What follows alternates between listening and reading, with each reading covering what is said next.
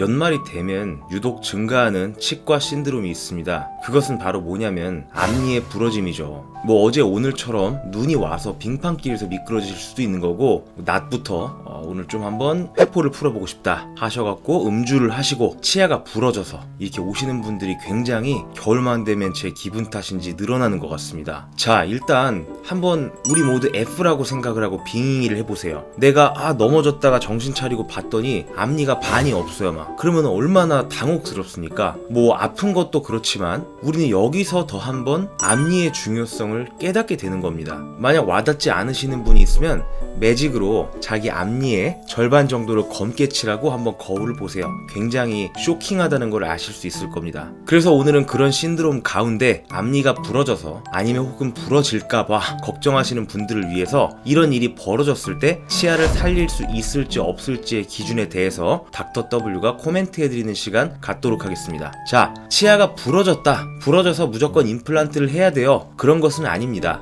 다만 제가 생각하기에 몇 가지 기준이 있는데, 첫째로 가장 중요한 거, 부러졌냐의 범위도 중요하지만 더 중요한 건 어디에서 부러졌느냐, 즉 파절 라인이 어디에 있느냐가 가장 중요한 문제입니다. 예를 들어서 우리 치아와 잇몸이 있을 때 잇몸 살의 윗부분에서 파절이 됐다면 당신은 럭키입니다.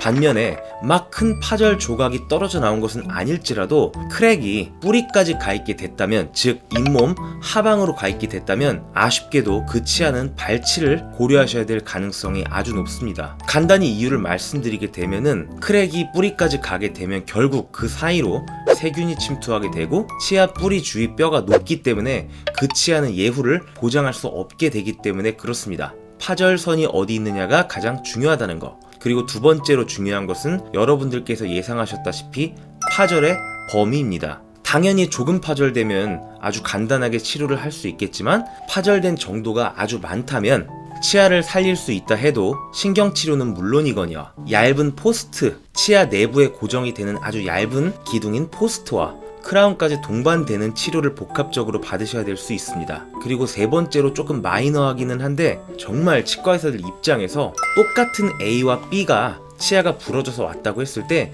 조금이라도 A는 어떻게든 치아를 보존해서 살려보고 싶고 B는 조금 더 힘들어지느니 발치를 하자라고 진단이 이런 식으로 달라지는 경우들이 생길 수 있는데요. 치주 관리의 능력 여하에도 영향을 받게 되기 때문입니다. 무슨 얘기냐면, 애매하게 잇몸의 윗부분도 아니고 아랫부분도 아닌 그 근처 어딘가에서 파절이 생겼다고 가정을 해봅시다. 그러면 잇몸을 조금 낮춰서 파절 라인을 잇몸 위로 끌어올려서 어떻게든 살리는 치료를 해볼 수 있습니다. 단 만약에 그 사람이 치주적으로 관리를 잘 못하고, 아니면 구강 악습관, 이를 꽉 무는 습관이라던가, 아니면 엄청 저장력이 세신 분이라고 한다면 같은 조건이라고 할지라도 크라운 수복을 했을 때 치아 파절이 남으로써 장기적인 치료 예후를 보장할 수 없기 때문에 발치를 권유드리거나 고민하게 되는 경우들도 있습니다. 하지만 이 요소들 가운데서 제일 중요한 것은 뭐다? 결국 잇몸 위에서 파절이 났냐, 아래에서 파절이 났냐에 따라 좌우된다 라고 생각하시면 되겠습니다.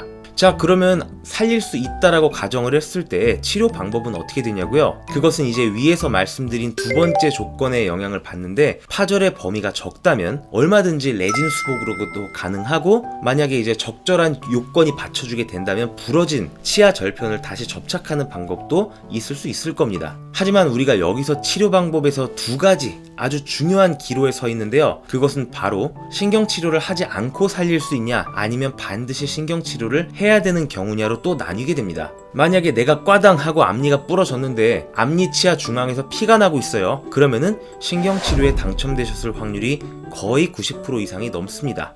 왜 그러냐면 치아 안에서 피가 난다는 건 결국 신경이 노출되었음을 의미하기 때문입니다. 그러면 럭키하게도 피가 나고 있지 않다라고 가정을 해볼게요. 그런 경우는 치아 안에 신경이 돌아가셨는지 아닌지 평가 기간을 거치게 됩니다. 적게는 2주에서 한 달 정도 이상까지 보기도 하는데요. 신경이 돌아가시게 되면 어떤 변화가 생기게 되냐면, 갑자기 앞니의 색깔이 어두운 색깔로 변하게 됩니다. 그것이 바로 신경괴사의 가장 눈으로 보기 쉬운 징후죠. 아니면 뿌리 끝부분에 염증 주머니를 만들게 됩니다. 그렇게 되면은 그것은 죽은 신경의 사체가 감염이 되거나 그것 자체가 뿌리로 이동하게 되기 때문에 그렇게 만들어진 병소라고 추정을 하고 신경치료에 들어가게 되는 겁니다. 파절의 범위가 만약 크다면 신경치료를 하고 나서 포스트라고 불리우는 미니 기둥을 치아 안에 세우고요. 레진 코어와 크라운 치료로 마무리를 하게 됩니다. 물론 아주 적게 파절이 돼서 레진으로만 마무리가 된다면 너무 해피엔딩이겠지만 대부분 외상으로 파절이 되는 것은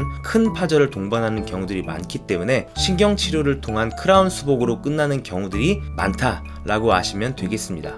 요약해서 결과적으로 말씀드리면 파절된 부분이 뿌리에 가깝다, 아니면은 잇몸에서 너무 아래에 있다라고 생각이 된다면 그것은 조금 마음의 준비를 하시고 장기적 예후를 위해서 발치하시게 될 확률이 90% 이상이다, 매우 높다 라고 생각을 하시고, 다행히도 운이 좋게 파절이 윗부분에서 이루어지게 됐다면 꼭 임플란트를 해야 된다 걱정하시지 말고 얼마든지 살리는 쪽으로 치료를 해볼 수 있다 것으로 요약해 볼 수 있겠습니다.